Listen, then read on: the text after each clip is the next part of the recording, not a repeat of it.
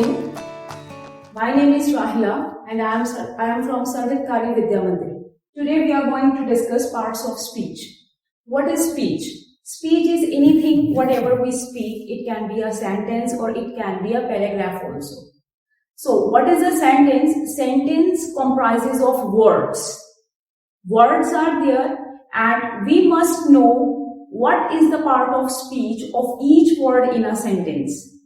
The words can be noun, it can be a pronoun, verbs, adjective, adverb, prepositions, conjunctions or interjections. We are having 8 parts of speech and today we are not going to discuss all the 8 parts in one go.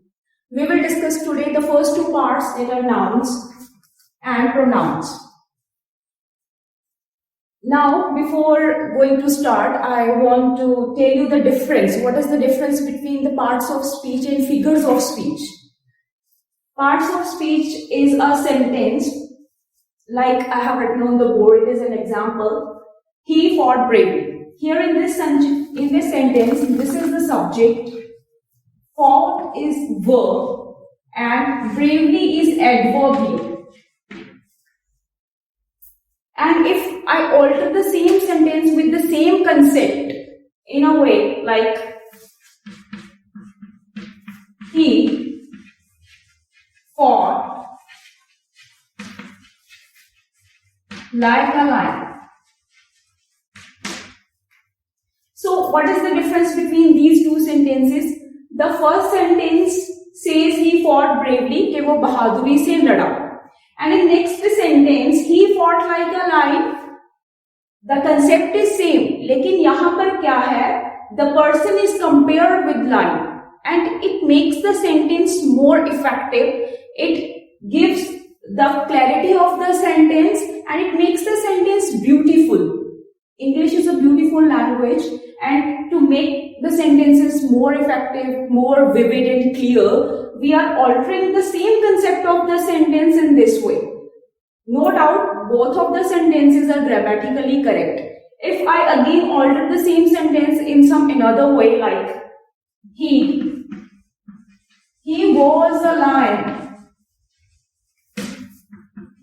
in the war. In these both sentences, we are comparing the person with the lion, and that's why the comparison is there. So what is reflected there in these 2 sentences? The first one is simile. It is a figure of speech. And the next one is metaphor.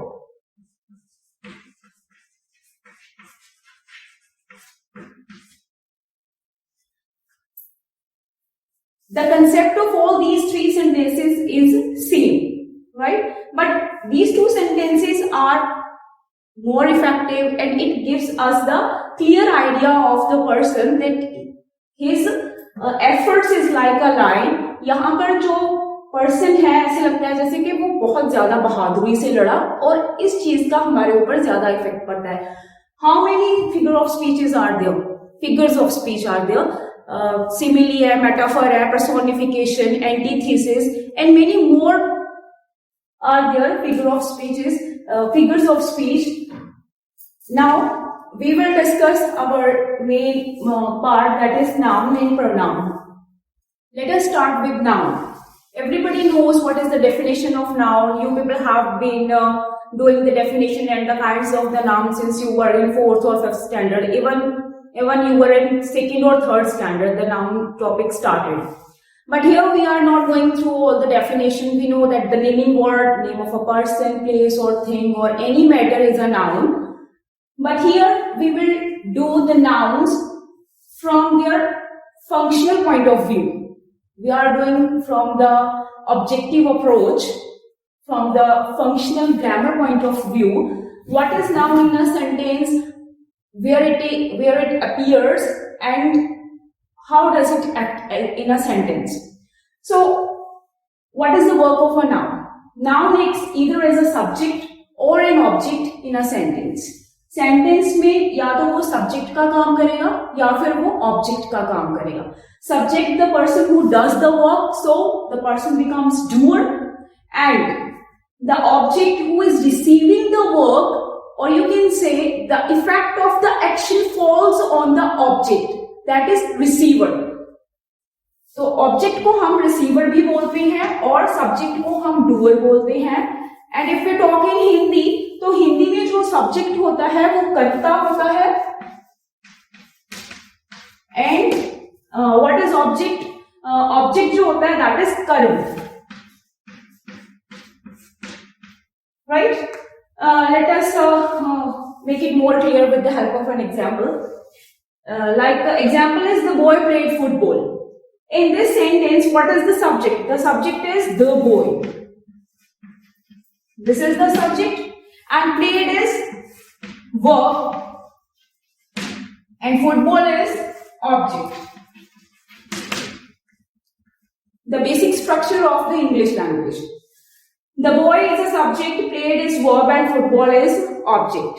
The subject here, the boy is noun, no doubt.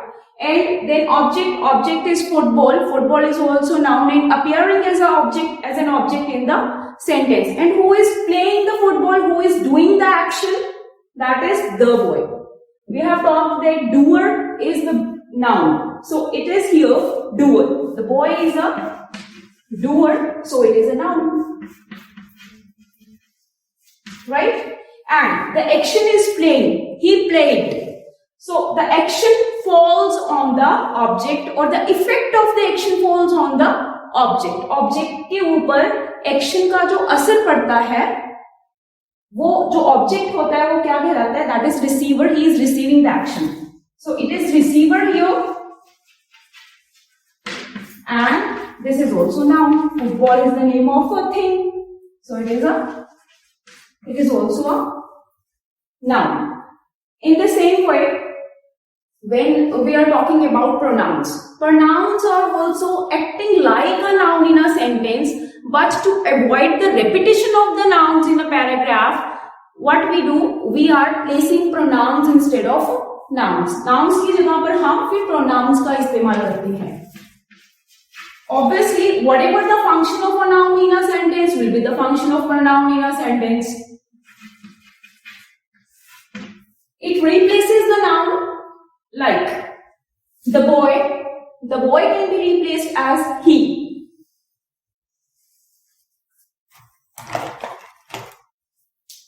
The boy replaces as he. Played का हम, let us change the verb here. He kicked. He kicked. Football is a non-living thing, so it. He kicked it. I have earlier told that whatever the function of a noun in a sentence, the same will be the function of pronoun in a sentence. So here, he is the pronoun. He is pronoun here, and he is subject, and he is the doer also. Right? It will be the subject. It is the person who is kicking the football, subject, or it is the doer also. So it is a pronoun. In the same way, it is a object on which the effect of the action falls. It is object. This is the receiver. Furthermore, this is obviously pronoun. So the noun or pronouns either appears in a sentence as a subject or as an object. But there is a difference also. Both of them, we are saying that both of them having the same function in a sentence. But in the usage of articles and the formation of gerunds and the formation of two infinitives, there is a difference in these three. Articles. We have never seen articles appearing before the pronoun, but articles appear before nouns. Noun के आगे article आता है. Here, like this.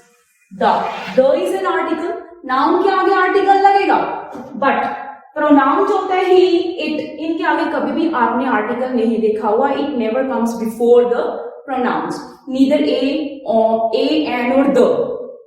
He, she, it, they, can, they. इनके आगे जो है article नहीं आता. This is the difference. The next is the formation of gerunds. Gerunds are formed from the verbs. Now let us talk about gerunds. Gerunds can be a noun in a sentence, but pronouns को हम gerunds नहीं कह सकते हैं. Gerunds बनते हैं from the base form of the verb. Base form of the verb plus ing, and then they start acting as a noun in a sentence. Like in the example, let us take an example. He likes swimming. Swimming here, swim is a verb. Here swim is a verb, and with ing now it started acting as a noun. And also it comes as an object in a sentence. We have already earlier discussed that noun can either be a subject or object. Here it comes as an object. If it is an object, then obviously it will be noun.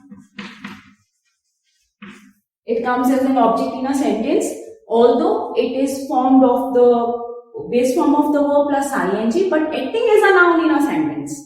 हालांकि बना ये verb की form से हुआ है, लेकिन इसके साथ आईएनजी लगकर ये यहां पर एक तो ऑब्जेक्ट के रूप में अपीयर हो रहा है, दूसरा ये नाउन है.